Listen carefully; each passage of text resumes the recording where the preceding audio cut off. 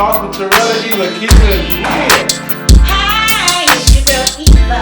We gonna talk about some good shit, some more good shit, some good shit. He told me don't be cussing, Oh, with some good stuff, and some more good stuff, and some good stuff. You know, he said that shit, the shit ain't that big of a word. It ain't like I was saying something worse. That's not bad. Okay, come on, let's go. It's Talk with Terrell, Eva. It's our opinion. It's how we see things sometimes. Yeah. So, and today we have a special guest. And his name is... There you go, my guy, Dee Hurley. Came down from Fresno, California to give us something that we don't know nothing about. Some good stuff and some positive stuff. But yeah, we just happy to have him and we'll spread some. I hope it's positive. So I hope that we can use what we have to introduce him to our community. To our community. We'll be right back. Right back at you. We're back with it. Got my boy here today, man. Glad to have you out, man. Could you please tell the people who you are? Oh, man. What do you want to know first? What do you want to know? Who are you? Me, it's a long story, but I'm really going to make this short for you. I was born and raised here in California, but my mom and my dad were both in the Air Force, so you know what type of discipline I got, right?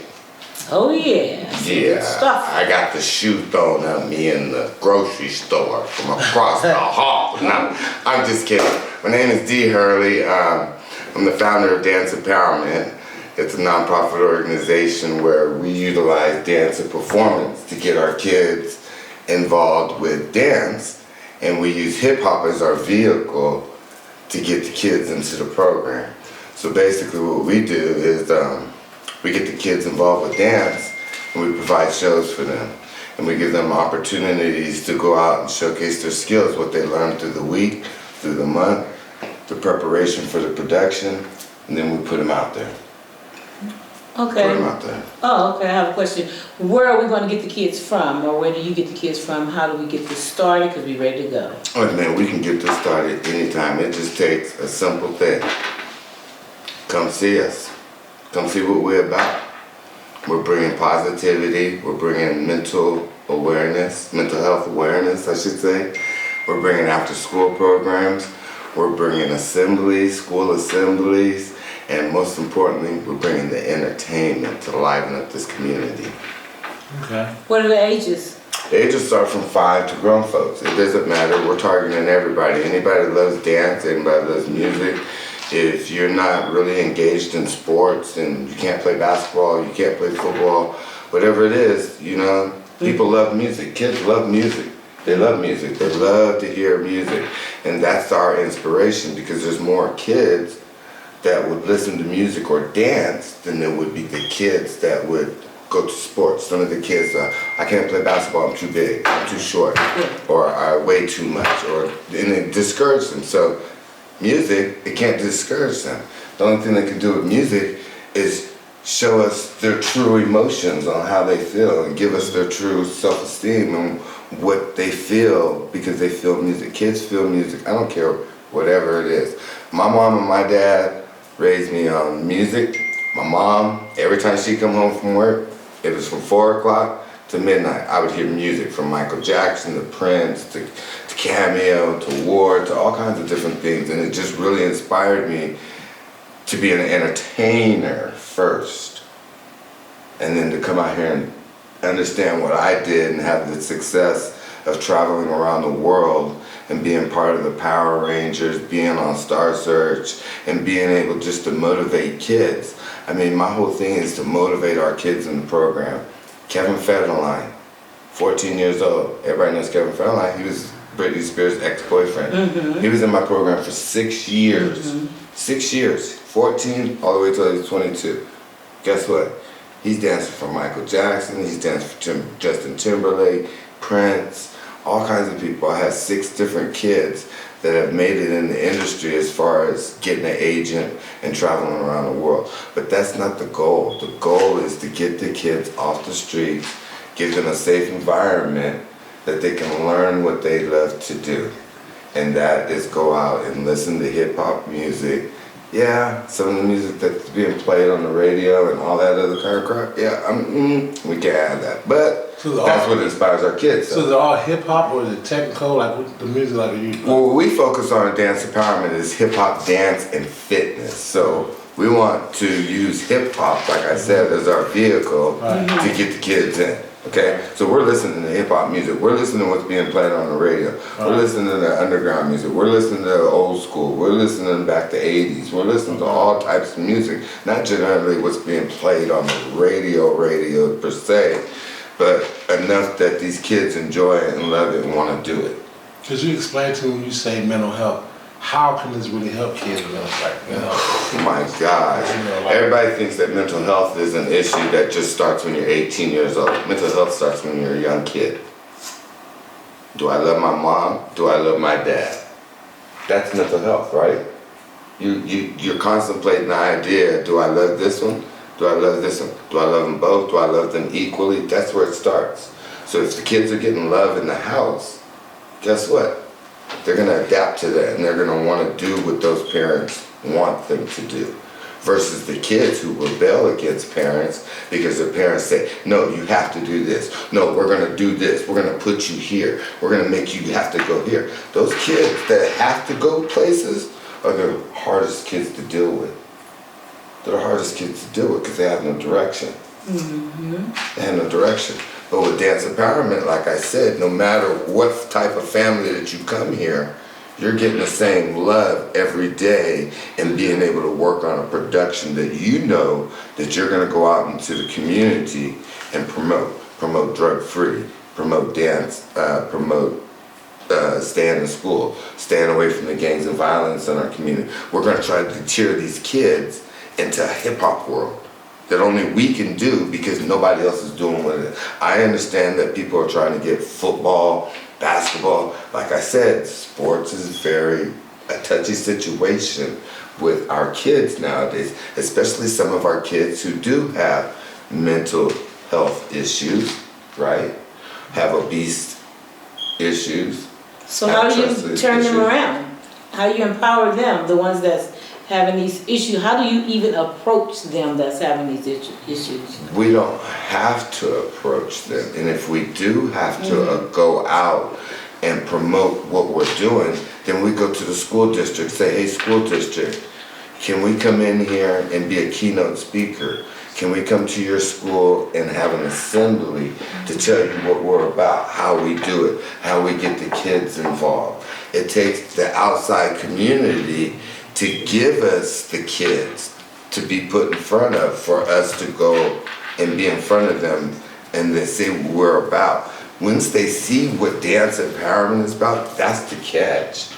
That's the catch. What they see what the curriculum is and what we have to do to get there, and you have to have good grades. You can't be involved with drugs. You have to stay in school, get your education. You can't be involved in a gang. How's that going to help your situation? So if you're not involved with any of those situations, the only thing that you can concentrate on is putting on a 10-minute or a 15-minute show that you're dancing in and feeling good about yourself. So what challenges have you went through with a kid that didn't want to do it but just couldn't? How do you work that out? Well, when it comes to kids who can't do it, are those kids that don't want to do it. And like I said, those are the kids that are put into the program. Our basis of the curriculum is I have 3 C's. I say you have to have confidence that you can do this. You have to create a character, and you have to control that character. So once you have that package right there, and you understand yourself believing that you can do this, and having a character outside of what you come from. Some kids might come to school from a home where mom's being hit, or dad's being hit. There's a lot of yelling. There's a lot of things going on in that home that those kids are really depressed about or hurting from. But guess what? They know that they come to Dance Empowerment for that hour and a half. They don't have to think about that.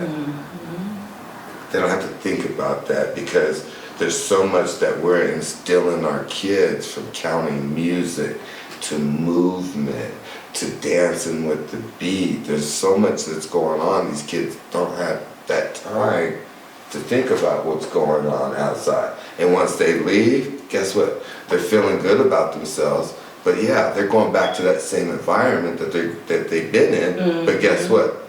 They're feeling better about it. They're feeling better about going into that. You may dig them and drive them down, but guess what? They just have fun, they grooving. I'm not really phasing. They go home and keep doing it. And they keep going. And they're not really phased about what dad is going to do, because I'm enjoying myself now and what I learned for the day. Right. Okay. But versus, I don't have an activity. I wake up in the morning, I get it in the morning, then I go to school, I come home from school, then I get it. Kids doesn't have a chance to do what he wants to do.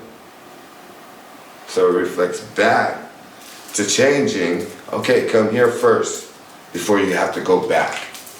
Come here first, let's redirect that child and let's send them this direction when they go home. And now they're feeling good about themselves. Okay, what about that kid that's 12 years old? The gangs have been really supporting him, and he wants to dance, and his grades are good, but he wants to dance, but the gangs are more powerful. What would you do? It's not what we would do. It's not really what the program can do. It's what does that child want to do. Does that child want to dance, or does he want to live the gang life? Does he want to have both? Well, we know what happens when you try to have both good and evil. It doesn't work. Right? The Lord doesn't allow that. Right? So he's got to make a choice. So we on this side can only say, hey man, this is it. This is what's gonna come. You can grow from the training team. You can grow from the show team. We can represent you and get you paid while you go out and do dances. This is your lifestyle. This is what you love to do. Do you really want to have to get beat up to join another family and then go out and rob people, steal from people, do things, hurt people to live that other side of life? What do you really want to do? I want to do that.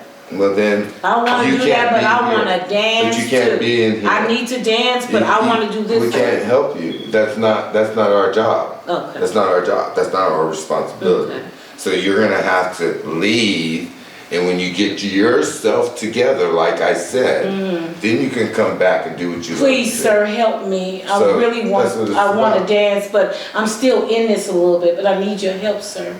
Keep pushing them. Keep providing more shows. Keep them more occupied in dance. Keep them more occupied by. Because I know how to dance, sir. I just got to do this gang stuff. I know how to dance? a little Great. bit. You know how to dance. Now let you go back to the schools and be a keynote speaker for the schools and tell them why you're in a gang.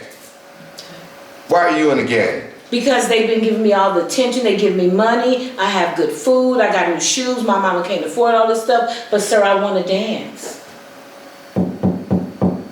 Tell me why you want to dance. Because I know how to dance. And I can bring something to you. Because I know how to dance. But I got to do this gang stuff. Son, daughter, you got to make the choice on yourself. Okay. I can only provide I'm 12 for years you, old. just like I think your mom I'm and dad. I can give you something and help provide for you. And I but really if you're not appreciate really this. taking the time. But you know what, sir? I'm 12 years old. I got a long way to go. And I think I'm just going to stick with the gangs. Hopefully you'll be available in a couple of years when I get finished doing all this bad stuff out here. We'll always be. Thanks for your services. We'll be doing. And as a parent, my son is 12. This is another parent. My son is 12 years old. Almost 13. I don't know what to do with him. He knows how to dance. I see him dancing. I don't know what to do with him. Can you help me? Well, I teach at Fresno State University in the kinesiology department, and I have students that are 18 and older. My significant other is a kindergarten teacher. Like the police say, if we're called to your house because you can't control your kid, what am I supposed to do? So the same thing goes. Well, you them. are an African American man, and I have an African American child, and you know what our struggle is. I need you to help me with my son. I don't know what else to do with him. That's a good one. So look, did you want to get your significant other in there to answer to come? It's kind of hard because she's gonna basically lead on to as a child is going to school to get education from a teacher. Mm-hmm. You're coming to my program to get educated from a teacher. Mm-hmm. How you got to me or got to school is through your parents. So if mom and dad, I gotta get my kids to school on time.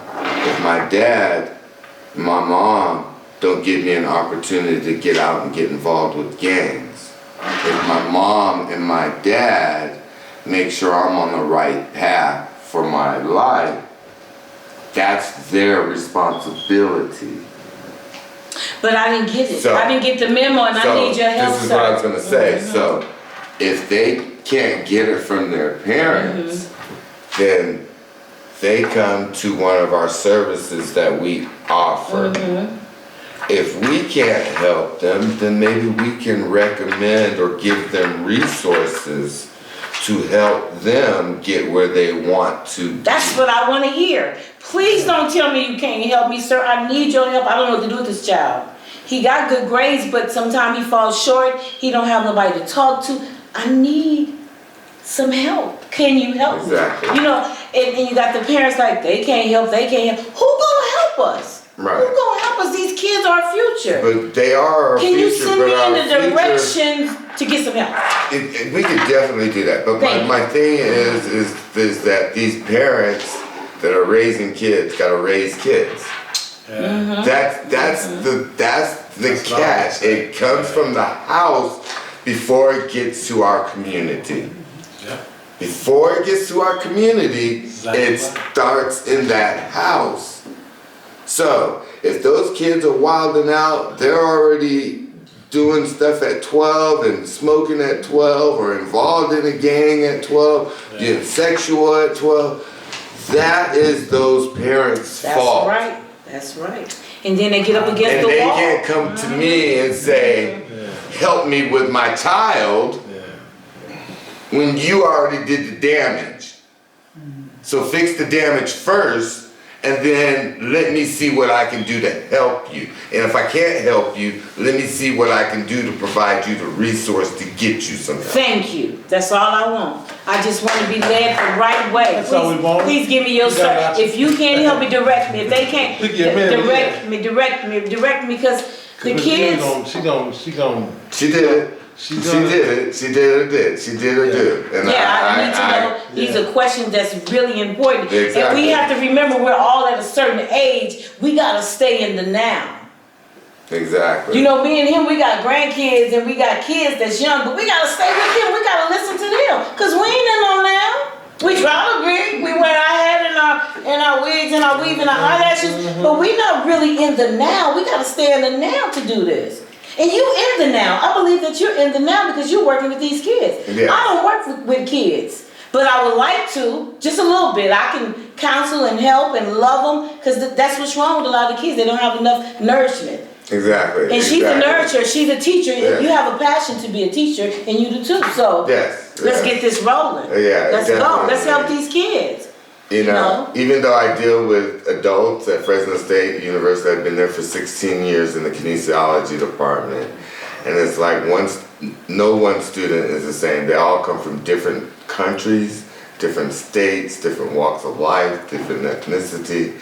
There's so much, but they all are in my dance program to learn one thing: music, and enjoy it and have fun. And that's what I provide. And the same thing with our dance empowerment program. We want to get you involved with it so you can enjoy your time with us instead of enjoying it somewhere else. Oh, okay. Sir, I have a son and he's 10. He enjoys music, but he's autistic. Slightly autistic. He have a few other issues. How can I get him into your class and your program?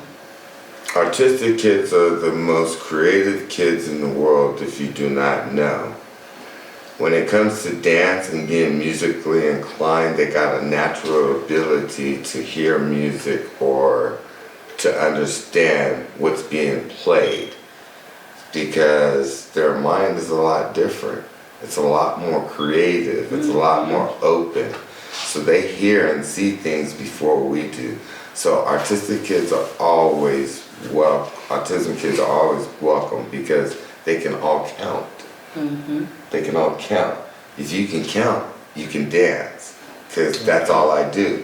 Everything's done in 8 counts and 8 moves. Okay. You understand? Yeah. So it's easy for them to grasp onto.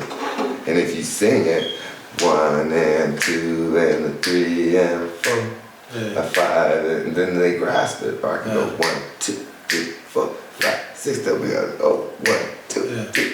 You know, they'll grasp it. Okay. You know what I mean? It just depends what your approach is on who you're dealing with. I don't care if they're autistic. I don't care if they're handicapped in some way.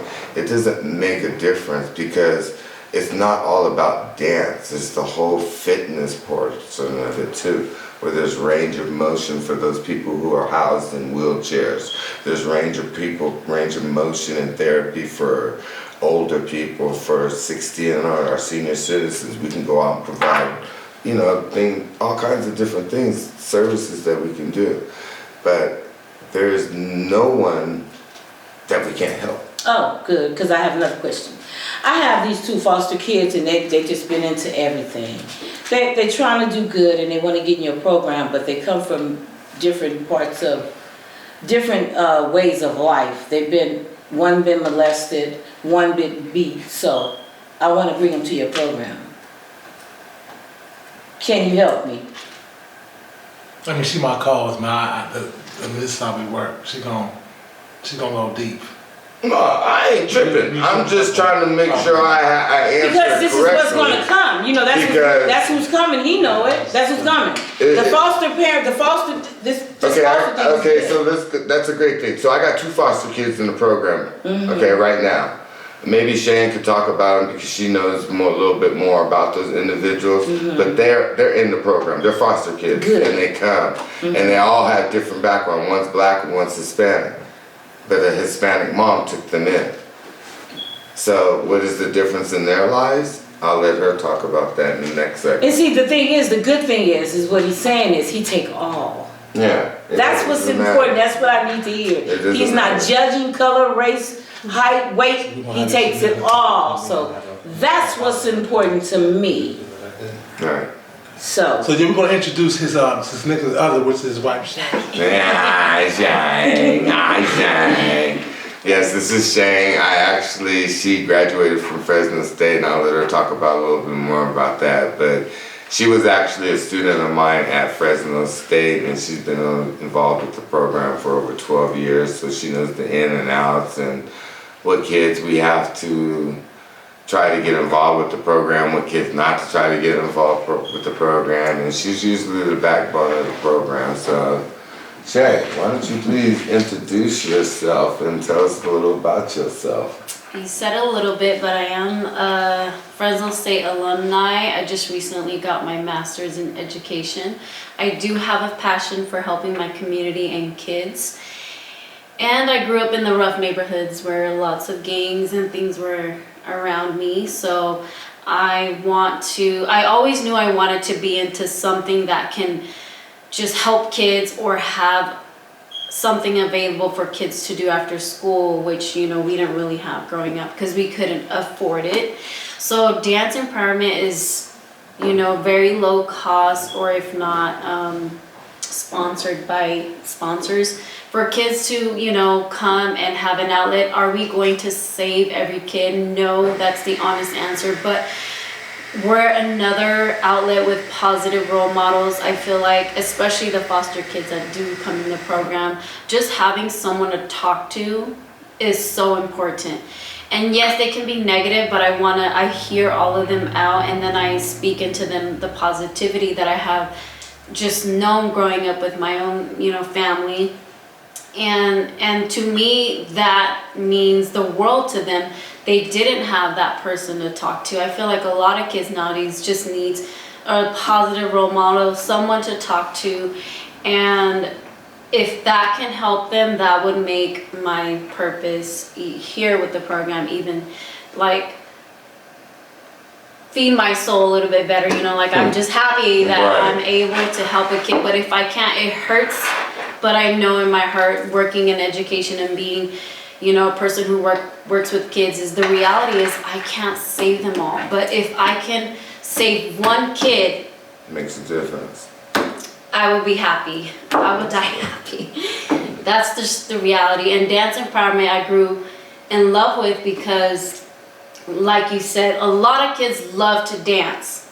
I love to dance. My parents couldn't afford it. And so I feel like this program is affordable, if not sponsored. We sponsor kids to be a part of the program and just have fun. Like I said, just have an hour away from their stressful family environment. They can reach out to us and talk to us personally. We help them gain their self-esteem. And again, in hopes of helping and knowing that they have someone that cares about them, that thinks about them during their day. So I especially actually love the foster kids. I got a question for you. Yeah. Look, I got this question dropped by Ms. Eve over here. So, what do you feel about kids going to your kindergarten camp? Just give me an example. I didn't say that I was a teacher, huh? Give me an example of one of the situations that you have to deal with as a kindergartner teacher, like with an issue that you're dealing with, that is basically the same issue that you're asking me in our community. If it would happen to me in my business. What would you do? What would you do about the boy who comes in and just disrespects me basically and doesn't show me any respect? Basically, we have to lay down the law. I feel like this is my classroom and you're here to learn. That's, so I hate that I have to take on this job because I feel like it should start in the home, but you have to teach them how to respect authority and, just anybody, if the principal walks in, you need to have respect for her as well as me. We're here to help you. We're here to help you. And they don't really see it that way, but we have to preach it that way to them. Like, I'm here to help you learn. Exactly. And you need to listen to what I tell you, and I do agree with a lot of, as a teacher, student voice, so I do give them opportunities to pick things to do in the classroom. But as a teacher, my job is to teach. So after I do what I need to do, I let the kids, choose what they So yeah, man, I just, growing up as a kid, I learned how to respect. I learned respect. My mother taught me that. That was the first thing she really taught me. When I left that door, is how to respect people, especially your elders. You know what I mean? Right. You go a long way like that. I really just Right. And most kids nowadays, they don't respect nobody. Sheng got plenty of incidents, And they're babies, huh? They're 5-year-olds. My mother didn't teach us respect. We just followed suit with whatever she did. Exactly. We did. Right. So it just automatically came, but now the parents are a little different. Yes, they are. Can't nobody tell you kids nothing. So you have to find a way to talk to the kids, and I know you do. Yeah, because, a lot of kids are disrespectful, but it just takes a certain type of person to Talk to them, connect with them, calm them down a little bit. And all they want to do really is somebody just to listen. Attention, yes. Yeah. Listen. Yes. So we just got to find a better way to reach out to them, especially the parents, because it starts at home. You gotta find a way to get to the parents, because the parents define too. Like, honey, you can't talk to my kids like that. Yeah. Right. You ain't gonna come up in here talking to my kids like that. Okay, ma'am, but you know what? We're not gonna get into it, but your hair looks really nice. Right. Oh, where'd you get your shoes? You know what? Matter of fact, you look nice today. Right. And then you feel the temperature of people, and you got them. And I don't mean that in a bad way, because I do it in the stores all the time. Right. Once you compliment a person, honey, it's time to wheel it in. And you just give them compliments, and you're not lying because you're just trying to build them up. And then you take it from there. And guess what? You will get 50% off. There you go. I promise you. So 50% same off. thing with the kids, you know. Tell the parents. Sometimes people don't tell the parents.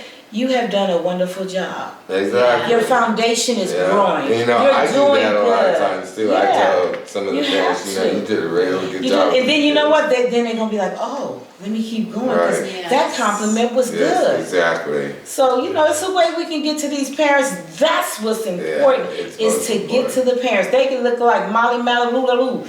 If they come in there, you can find something that's beautiful about them. Yes. And it just might be And their inner being. You know, Yeah. you have a beautiful spirit. Yes, Beautiful soul. definitely. So that's what we got to get to. We got to get to these parents because all of you guys are doing a good job. If you send your kids to school, you're doing a wonderful job. That means you made it happen. Disciplining your child, That's you're doing right. a good job. You're doing a good job. So keep the good work up and bring them to the school. The school will be opening soon. This is the director right here. So we're gonna make it happen. We coming, and I really appreciate you guys for giving me an opportunity to come out here to Palmdale. 3 hours away from Fresno, but I enjoyed every minute of it to come out here because met and enjoyed a lot of new people. Yeah. Like I said, I don't know if I got it in the last segment, but I did meet some police, some sheriffs, guys from the sheriff's department. I can't even talk right now, I'm so excited. Palmdale.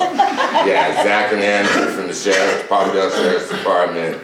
Yeah, great guys. I can't wait to meet up with them. They got a lot of ideas and want to get involved with the community, and that really, really, really impressed me about Palmdale when I arrived last night. So thank you guys again. Thank you. And we got to get this going now because I look at the news. ASAP. I see the news all the time. All they doing is talking. When they gonna make it work? We gotta make this work. Gotta do it so together. come on, get in touch with us. Gotta do it And together. we got to be together on The this. whole community. That's right. So tell them what the program is again, brother. Give them. Dance Empowerment Inc. Check us out on Google. Check us out on YouTube, Facebook, Instagram, Twitter, anything you like. We're also doing a halftime show this month, which is next Thursday at the St. Mark Center. We're doing a halftime show for the Harlem Globetrotters. Catch us out. Anything else? That's it. That's it? That's a wrap? so thank you. So thank you. Share. Knock up ring the doorbell and Yeah, ring that doorbell. I don't know what you're subscribing to, but ring it anyway. Alright, y'all. Dance Empowerment Inc. We love you. cause I'm the I'm in the place to be.